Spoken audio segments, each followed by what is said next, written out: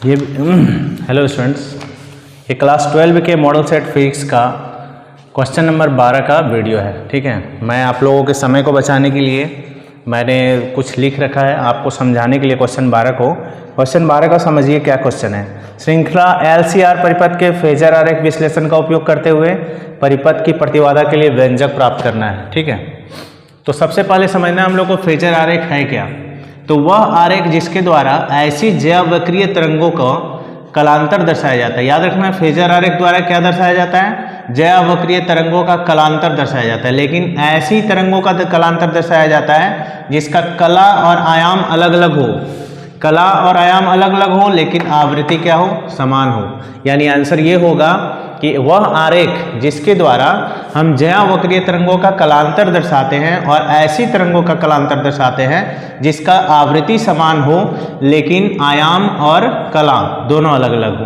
तो यहाँ पे आरेख देखिए बनाया गया है।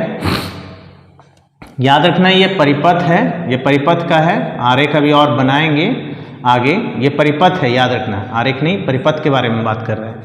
तो इसमें सबसे पहले क्या जोड़ा गया है? शुद्ध प्रेरण कुंडली जोड़ा गया है। ये शुद्ध प्रेरण कुंडली है जिसको L से सूचित करेंगे और ये C धारिता का एक संधारित्र है और R प्रतिरोध का एक प्रतिरोधक जोड़ा गया है। ठीक है, यहाँ पे यही लिखा हुआ है। और कह रहा है तीनों के तीनों प्रतिरोधों, तीनों के तीनों अवयवों से, यानी तीनों का तीनों जो चीज है, इन चीजों से क्या धारा प्रवाहित हो रही है? I। और ये सभी श्रेणी क्रम में जोड़े गए हैं। अब एक चीज समझिए कि जो प्रेरण कुंडली है उसके सिरों के बीच का विभवांतर VL है और धारिता जो संधारित्र है, C धारिता का संधारित्र जो है, इस संधारित्र का विभवांतर VC है और R प्रतिरोधक का जो प्रतिरोध है उसका विभवांतर VR है।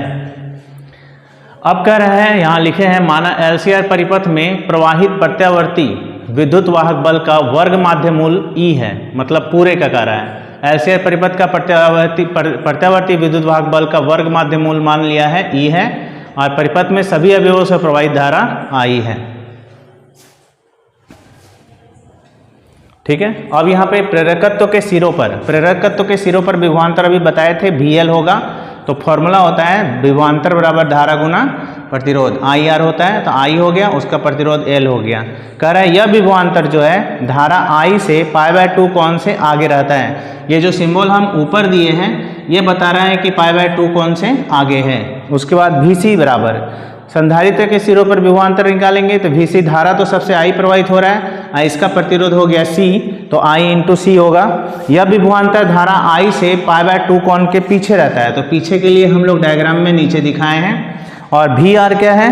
प्रतिरोध के सिरों पर विभवांतर को निकालेंगे तो VR बराबर IR होगा। यह देखिए क्या है? कला, समान कला में धारा जिधर प्रवाहित हो रही है उधर ही समान कला में ये प्रवाहित हो रहा है, तो इसलिए उसका विभवांतर समान कला में दिखाया गया है। ठीक है, अब आगे। अब इस आरेख के द्वारा हम लोग इसका व्यंजक प्राप्त करेंगे। देखिए आरेख क्या है। हम लोग सबसे पहले O से लेकर के हम लोग OA लिए हैं, जो OA से दिखाए हैं किसको? VR को। VR हो गया क्या? ये हो गया प्रतिरोध का विभवांतर, जो प्रतिरोध हम लोग परिपथ में जोड़े हैं उसके विभवांतर का मान हो गया यहाँ से यहाँ। अब O से लेकर के देखेंगे B तक, जो VL है यानी प्रेरक कुंडली जो है उसका विभवांतर हो गया। अब उसके बाद OF क्या है? VC। OF VC देखिए, ये उसमें जो हम बताए थे कि ये π/2 कोण से आगे वाला ऊपर, पीछे वाला नीचे और जो समान कला में वो इस तरह से। अब यहाँ पे दिखाया जा रहा है कि OB का जो मान है वो OF से क्या है? बड़ा है। OB का मान OF से बड़ा है। ठीक है, तो यहाँ पे कह रहा है कि OB का जो वैल्यू है वो VL है और OF का जो मान है वो VC है। तो कह रहा है कि VL में अगर हम VC घटाए तो OD निकलेगा, तो OD बराबर होगा OB माइनस OF। तो OD का वैल्यू जो है VL माइनस VC हो गया। अब कह रहा है VL और VC और VR, VL माइनस VC यहाँ है तो इसके बराबर जस्ट यहाँ होगा। कह रहा है इसका और इसका परिणामी जो विभवांतर होगा वो दर्शाया गया किससे?